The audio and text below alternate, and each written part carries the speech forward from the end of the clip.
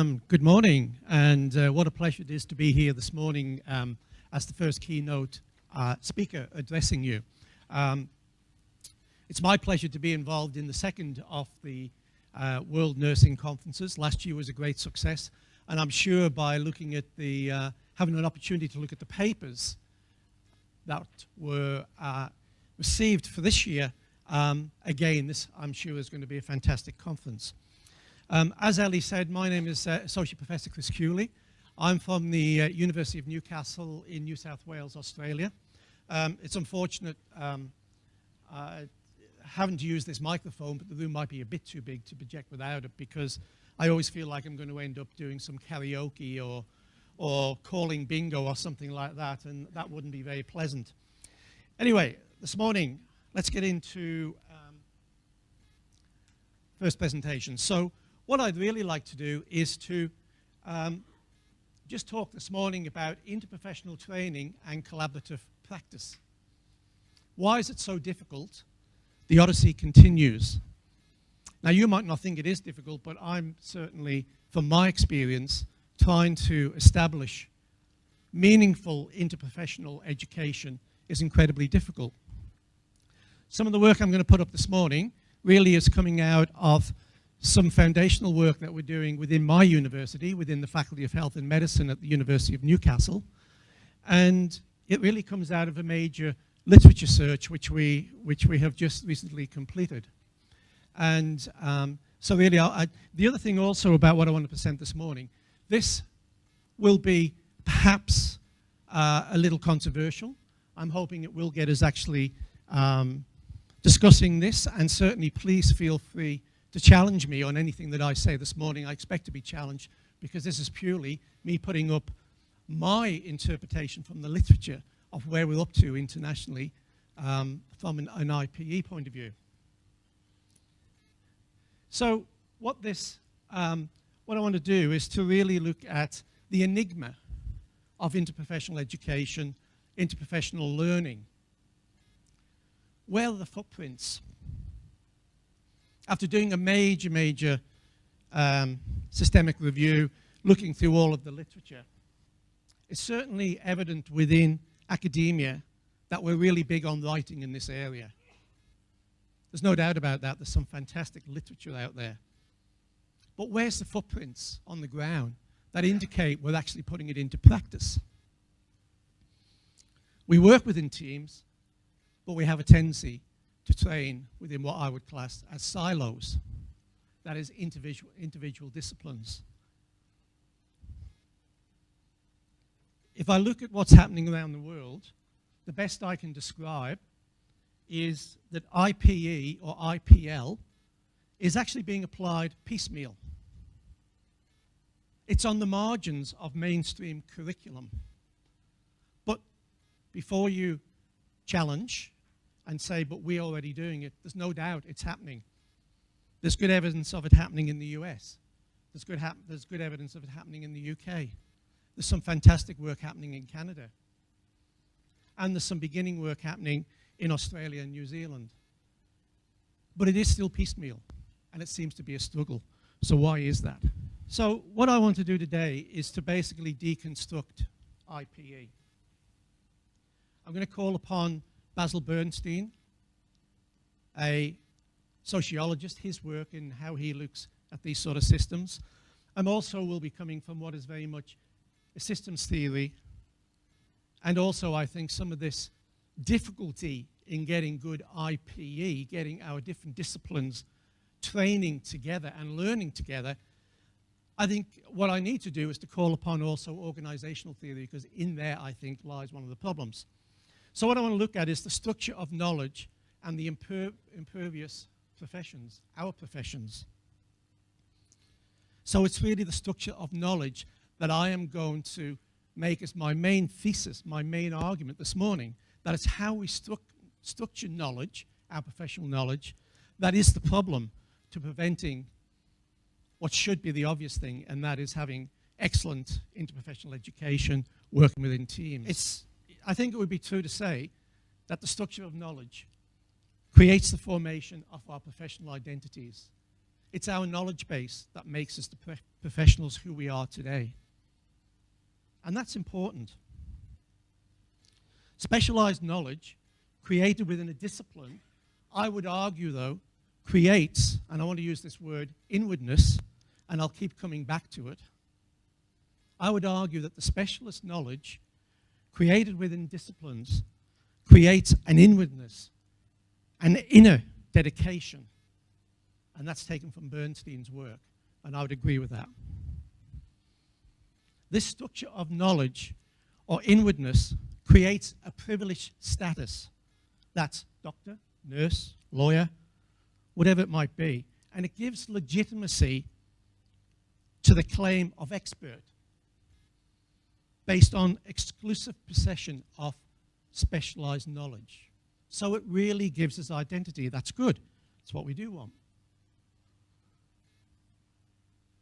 But inwardness and the privileged status creates, I would argue, and you might argue differently, an impervious boundary or boundaries around our disciplines that are created to protect our cherished professional identity, who we are as a nurse, as a doctor, as a psychologist. It's our cherished professional identity. The specialized knowledge, plus this inwardness that I would argue, plus the professional identity, being the expert that we are as a nurse, aggregates over generations. And it strengthens the boundaries that creates inclusion and exclusion criteria. We let certain people in based on who they are, what their qualification is, what their discipline is. We exclude others who might have something to offer based on their identity, their profession. So I would argue that the specialized knowledge and this inwardness and professional identity, being the expert, aggregates and creates boundaries. And in health, I would further argue, we magnify this inwardness about ourselves and our inner dedication, creating even further complexity and exclusion by creating subspecialties. And each of those subspecialties then has further boundaries and further inclusion and exclusion criteria. So in defense of professional fidelity, because we want to have professional fidelity, we want to protect our profession. But we have a tendency to become fiercely partisan in the defense of nursing or medicine. And I would argue, and again, please challenge me, that this creates a pseudo-egalitarian state, creating a range of inner and outer relationships. So what it actually has a tendency to do, it has a tendency to make it look like we work in teams and we work together. But in fact, I would say to you, that is not so. And obviously, this creates a range of inner and outer relationships. So if we put specialization of knowledge plus inwardness and the status of expert together, what we create is a sacred identity. Or could I be really controversial and say what we create is professional narcissism, where we fight to the death to protect our identity. And I believe as nurses, doctors, and the other health professions, we do have this sacred identity. And that is good. That is good from the point of view of us really wanting to make sure that our profession is strong, is evidence-based, and provides evidence-based care. But I think also this whole defense of professional fidelity also is another one of the things that causes the block to good IPE and interprofessional learning. Just calling on Bernstein's work again, he socially constructed professional knowledge into professional knowledge structures, which he calls singulars, regional, and generics. So we'll just have a look to see what Bernstein means by this. Okay, so when we talk about socially constructed professional knowledge structures, singulars, what does this mean? Okay, this is the classic. These are the characteristics. Unique name with a specialized, discrete discourse, with its own intellectual field of text, practice rules of entry, examinations, and licenses to practice. Very, very important. The singulars, another characteristic they are exemplified by pure academic disciplines with strongly bounded character, which creates the possibility of purity of identity, or this sacredness that I'm talking about, or otherness. You're either in or you're out. E.g., medicine, nursing, law, psychology. There's plenty of the professions we could actually put into the singulars that have these type of characteristics. But what I'm arguing this morning is that perhaps we hold too strongly to this within singulars, within the socially constructed network of singulars, from the point of the strong perceived intrinsic value of their specific knowledge domain results in this inwardness. We hold so strongly to these characteristics that we see belong to our profession that the intrinsic value of the specific knowledge that says I'm a nurse, I'm a doctor, I'm a lawyer, creates this domain, resulting in inwardness, looking, not outwardness, and not openness. Ascetically being basically somebody who dedicates themselves to a pursuit of contemplate ideas, ascetically socialized into a subject and subject loyalty, creating a linchpin of identity. So it's the knowledge that we dedicate ourselves to that creates the linchpin of our identity as a profession. But do we hold to that too strongly? Just looking a little bit further at some of the characteristics, according to Bernstein and other sociologists, around the concept of singulars as a professional knowledge structure. Singulars, the professions that come into here, are largely define the boundaries of their knowledge base, and in most cases institutionalized in the form of a curriculum taught by a professional school. Okay, we all belong to professional schools. But constrained to develop and implement a code of ethics through which individual professions can be held accountable. Nobody would argue against that. Other characteristics of singulars, I would suggest though, are singulars from the point of view of the knowledge base of a profession, professionally are insulated from the pressure of unrestricted free market competition. Also insulated professional knowledge and values from external interference or professional contamination. Our boundaries are so strong we protect against that. That's good. This creates exceptionally strong external boundaries around each corpus of knowledge. This is where the problem lies. The boundaries are so strong that we protect boundaries around all of the knowledge that we have and say, no, this belongs to nursing, this belongs to medicine, this belongs to psychology. So if we just move on to have a look at what are the other socially constructed professional knowledge structures according to Bernstein and other sociologists, and we look at the concept of regional, what does this mean? Regional knowledge structures are demand-led. They do respond to the market. They are more flexible. In the majority, they are unrestricted by license, legislation, or professional practice or rules of entry. Very often, we can see them as being modular in their design, exhibiting an organizational ability, agility, and ability to be able to respond to the demands of the market and the market trends. So they have a far greater flexibility. It's argued that the modular nature of regionals, that's regional structures that have professional knowledge structures that are constructed as regionals, it's argued that modular nature of the regionals promotes a loss of academic autonomy and authority. But does it?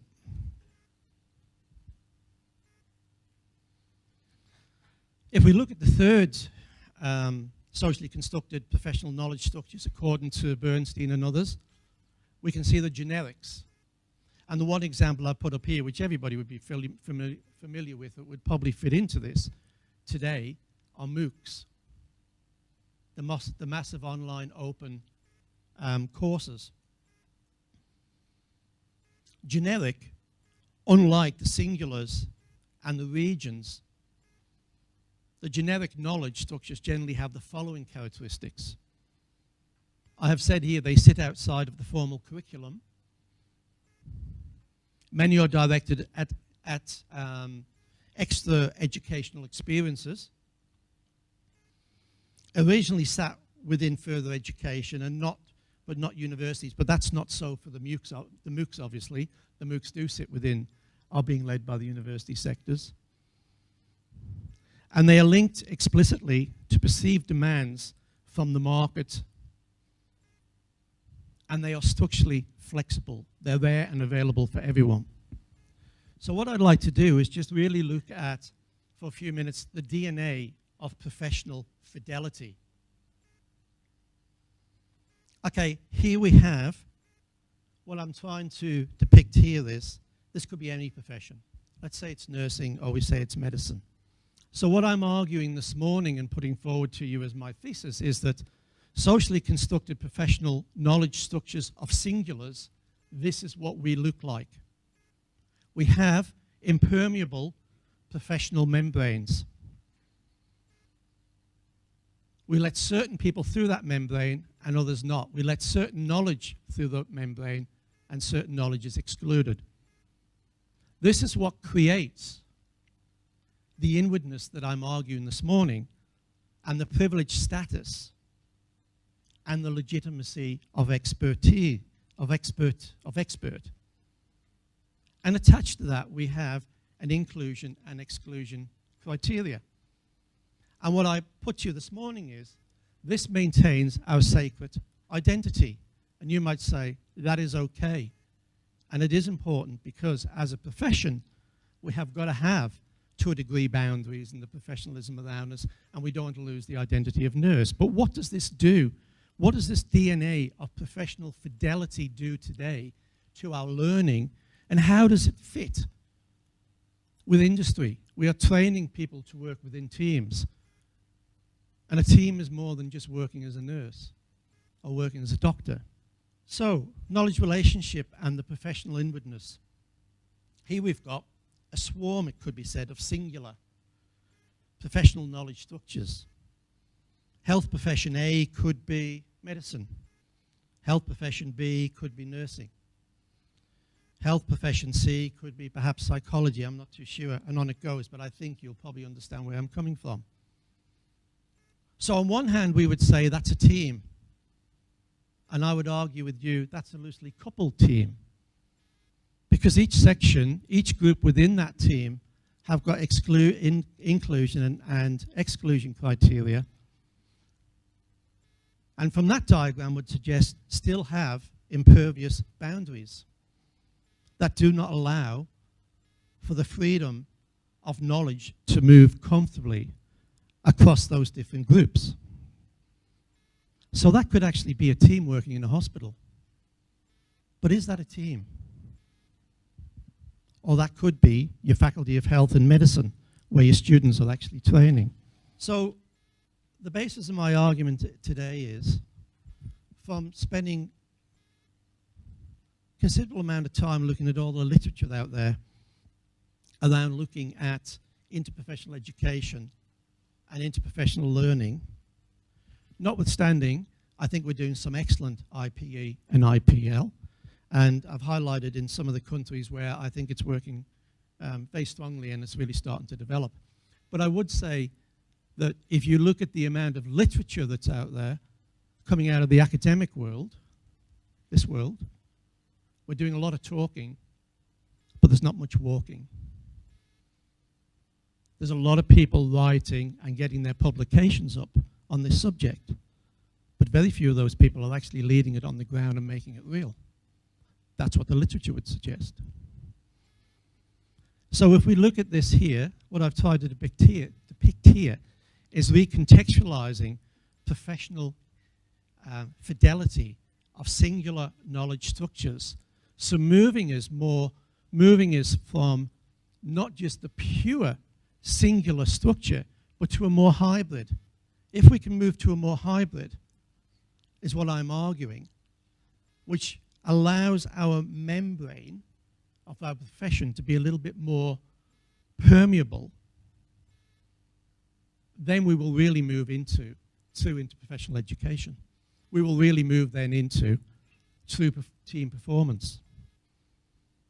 So what we have here again is we've got the same 4 student groups, health teams in a hospital, whatever you want to call it. These still maintain the core for their professional fidelity. But recontextualizing knowledge, but we need to recontextualize the knowledge that is applicable to all and that is not owned by just any one group, so that we can allow to have that knowledge being transmitted and people working closer together. I'm sure you'd agree that if that was the curriculum looked to some degree like that, we would be strengthening our interprofessional education. I'm sure if our teams within our hospitals really looked like this, and they didn't look like those pseudo-egalitarian that looks like everybody's equal and working together, if they looked like this, we would have far better patient outcomes. We'd have far better patient flow, where patients aren't being slowed up in their movement because of boundaries between different professions.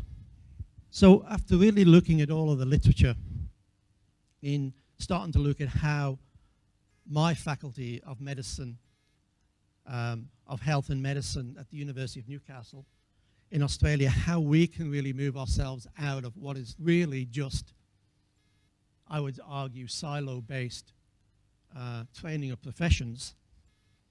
There's several things that we've looked at now that we plan to move forward on. I don't know whether it's particularly clear on these diagrams here. I think it's interesting that we actually train our nurses and doctors over many years of studying within their curricula. And then at the end of it, we graduate and then we say, now go out and be a team. But when do we really, really introduce the whole concept of team? And shouldn't that whole concept of team be right from the very start and not something when somebody graduates? So the framework which we're working on in my university, the consensus framework for the development of interprofessional education, which in Australia we've got one of the in Newcastle from an Australian perspective, and there'll be, I'm sure, Australians here in the audience this morning. From our situation, we've got one of the most integrated faculties of health and medicine with just about every discipline you can imagine at the University of Newcastle. And we've also got recognized worldwide after Harvard from the point of view of problem-based education, which has been in our medicine curriculum for a long time. So we've always had a reasonably forward-thinking way of looking at our education. But we are still very much tied in our silos. We don't come together hardly at all. So what this is basically looking at is, how can we break down that professional, that DNA, professional fidelity that actually stops us sharing more of the knowledge? How can we reduce the inwardness thinking of our students so that when they come out at the end of their curriculum, they're not just coming out as an expert nurse or doctor, they're coming out as an expert health professional who absolutely knows how to work in a team. So there's 3 levels that we're looking at within our interprofessional competency framework. Level 1 is exposure. So this is really looking at some of the shared stuff we can come together, and it's not owned by any one discipline. So things like the determinants of health, values and ethics, how health systems work, role clarification. When do we do role clarification? We teach role clarification usually within silos, within disciplines. The second level then looks at immersion. As the students, medicine, nursing, are progressing, the second level is immersion. This is really looking at how they start to then come together around team functioning, collaborative care, leadership of health systems, interprofessional work, conflict resolution in teams. So building this in and getting them to work more and more together, all the way through the curriculum. And then when we look at level 3, which is very much integration, this should be our capstone experience. And this is really where we work before they graduate, or we will be working with them before they graduate, so that they're actually going out and having great experiences as student teams, not as nursing teams, not as medical teams, but as true health teams of students in partnership with our industry partners. So this slide here basically just tries to, and whether you can read it or not, I'm not really too sure. It really just tries to show you some of the things that we're building into our capability framework around our curriculum to break down this inwardness and this sacredness, so that we get our students really, really working together. This just covers some of the curriculum aspects that we'll be covering at each of the different levels. Level 1, exposure. Level 2, immersion. Level 3, integration, as they actually progress through their time at university. So hopefully by the time these students are coming out, not only are they experts and have that sacred identity of a nurse, a doctor, or whatever, because this is not about getting rid of that. What they do have, though, is really a greater identity as an integrated health professional who has been trained into working within a team and sharing knowledge right from the very start. So as you can see there, again, down social, the first bit, the first level exposure is really just exposing them to each other, and it's around the things which are pretty safe, which they're the basics that everybody needs to be learning, regardless of whether they're a nurse, a doctor, any other health professional, physio, or whatever. The second is then really going into looking at the interdisciplinary relationships and how we work together. And then the third, as I say, is going into the capstone experience of collaborative learning and practice, so that really they are work ready. Can we really say our students are work ready at this point in time? As universities, as academics, we will say yes. We can tick them off. They've passed every exam. They've reached each of the qualifications. They've reached the qualifications that are necessary. But I can tell you from my experience, and I've only just recently in the last couple of years come out of actual health executive leadership. Doesn't matter where you go, the students are not work ready. I would argue they are not work ready, they are not team ready. And I would argue one of the reasons for that is because of the basis of the curriculum that we put our students through at this point in time, and that is not preparing them, and that we've got to move beyond inwardness to really looking what is true interprofessional education. So many people in the room here probably will be reading the literature. Many people here in the room might be writing the literature on interprofessional education. People will be aware that there is good IPE and IPL happening in certain universities and across the world. As I say, UK, Canada is coming really, really strong. A little bit in Australia, New Zealand. But really, go out and try and find the footprints and move beyond the academia of just actually writing about it for publications and finding it in situ, in practice. There isn't a lot happening at this stage, and I think that needs to change. Nearly finished. I just want to put this up because if you have a look at this, and I don't have that slide over there myself, this is what it's really all about. the new work order, or the morphological organization, organizations are changing today. The shape of them, and this includes health systems.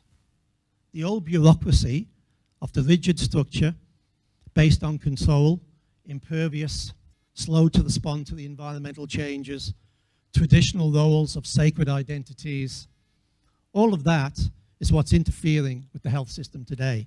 All of that is what's causing boundaries and poor outcomes for patients, that's causing the slowing up of patient flow, certainly in the Western world, if you look at how patients move through emergency departments. It's because it's locked in this bureaucracy. It's because it's locked within the boundary systems that the professions set up.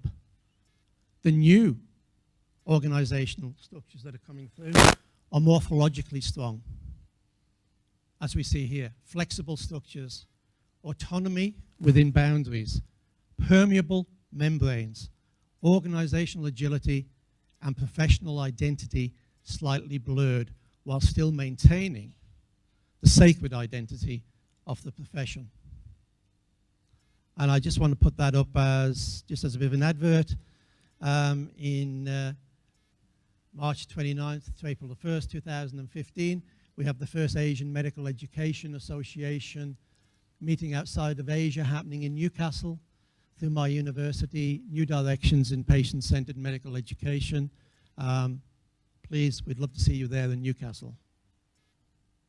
Thank you very much.